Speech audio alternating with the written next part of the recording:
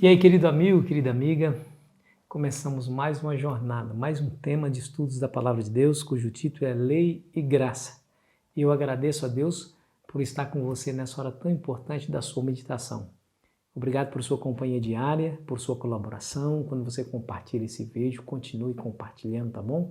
É importante, nós não podemos nos descansar até que a Palavra de Deus chegue a todos os lugares, tá bom?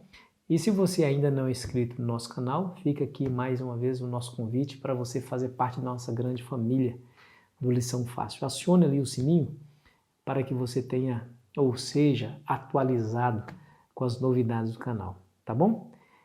Vamos juntos, lei e graça. O verso para memorizar nos diz assim: não anulo a graça de Deus, pois se a justiça é mediante a lei, segue-se que Cristo morreu em vão.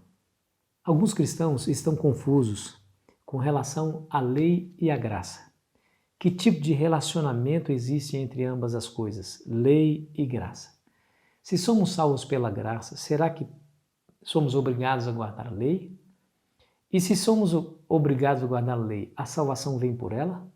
Esse texto aqui, é claro que a justificação, a justiça, é mediante a morte de Cristo, porque diz que não anula a graça de Deus, pois se a justiça é mediante a lei, segue-se que Jesus Cristo morreu em vão. Nós iremos aprender durante a semana, especialmente no livro de Deuteronômio, sobre a importância de entender a relação entre essas duas coisas. Somos salvos exclusivamente pela graça de Deus, porém Deus requer de nós obediência. Nós veremos que cada um tem o seu papel, a lei e a graça.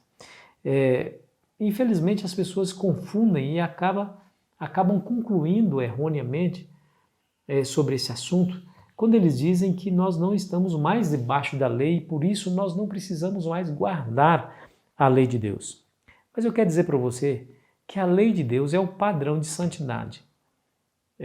Deus estabeleceu a sua lei como esse padrão, porque a Bíblia fala que quebrar a lei é pecado. Veja, por exemplo, 1 João 3, versículo 4. Todo aquele que pratica o pecado também transgride a lei, porque o pecado é a transgressão da lei. De fato, queridos, quando nós transgredimos a lei, nós estamos desobedecendo à vontade de Deus. Não foi o próprio Jesus que disse: nem todos que me dizem Senhor, Senhor entrará no reino dos céus, mas aquele que faz a vontade do meu Pai que está nos céus? Não fazer a vontade de Deus é o mesmo que cometer pecado. Você está lembrado lá de Adão e Eva?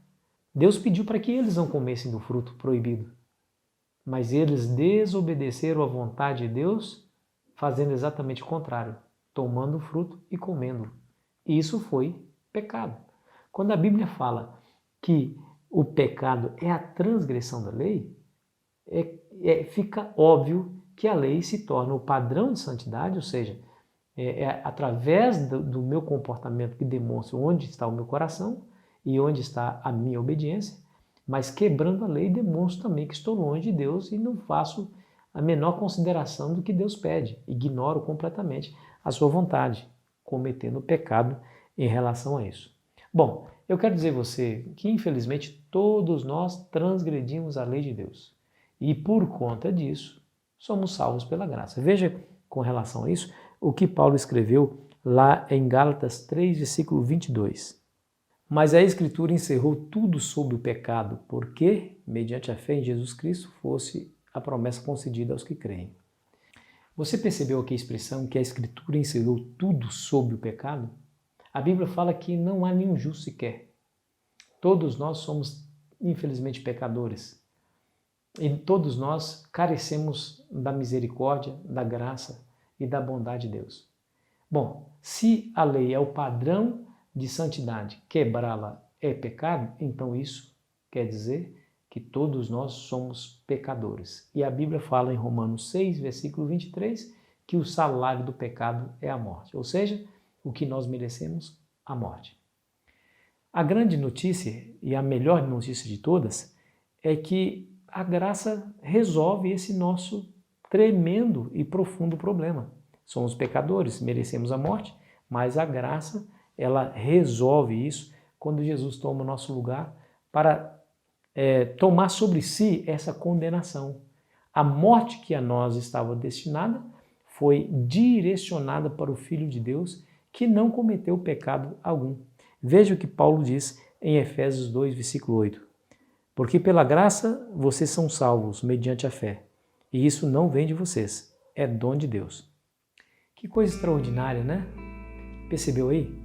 Deus, ele nos salva da nossa condenação, da nossa situação deplorável, profundamente terrível, quando ele deu o seu Filho, que não fez nada, inocente, totalmente imaculado, para tomar o meu e o seu lugar. Quando ele fez isso, ele abriu a porta dos céus para cada um de nós. Isso é graça.